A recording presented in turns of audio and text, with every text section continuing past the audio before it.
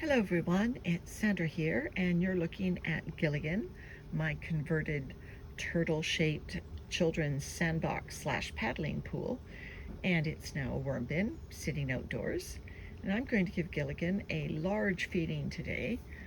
These worms have done an excellent job converting this material into vermicompost, and I want to start harvesting this in about a month or so.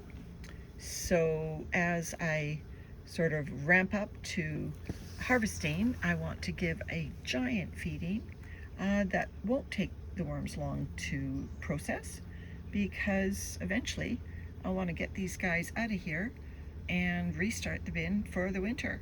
All right, so when I want to feed fast, what is my food of choice? Pumpkin. Even better yet, it's moldy pumpkin. So I'm going to dig a trench and let's get this food into Gilligan. So you can see the consistency of this material as I dig down. There's not many remnants left of large unprocessed material. These avocado pits from when I first started this bin in May are all open, and I'm trying to just show you one-handed here. They fragment easily if I squeeze a little bit on them, but there could be worms in there, so I didn't want to squeeze too hard. So I've got a lot of grit in this bin because I've just did a only grit feeding. So I'm not going to feed grit with this. I'm just digging a massive hole here. There we go. Unearthed another avocado pit. That one's not quite as soft as the first one, but I think it is breached. Here are some of the worms crawling around. So I'm going to put some newspaper in the bottom because I want quick carbon.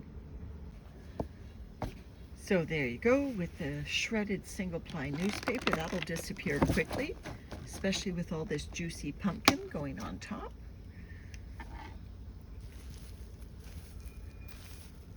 Spread the pumpkin out a little bit and put some newspaper on top. All right, I'm just going to bury that up now. Stay to the end and I'll append if we get a worm ball. I'd love to see a Gilligan worm ball.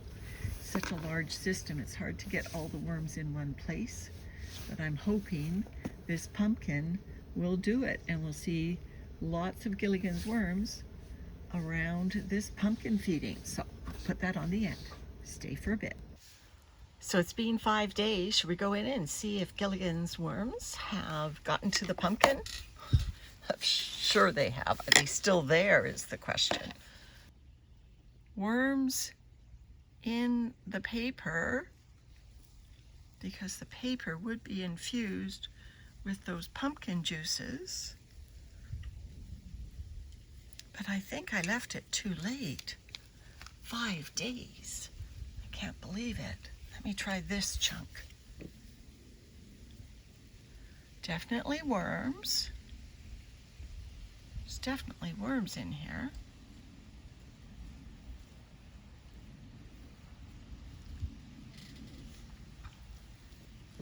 No Gilligan worm ball.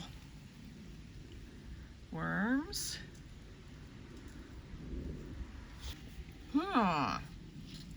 That moldy pumpkin has disappeared.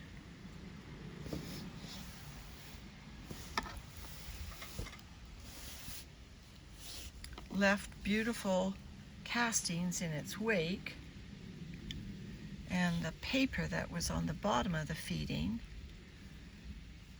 it's still attracting interest, definitely. Still definitely worms in this area, but not a worm ball. Well, 5 days. I missed the pumpkin, and all I have is the pumpkin paper. So if you're baiting with pumpkin, be quick, or you might miss it. All right, everyone. Bye for now.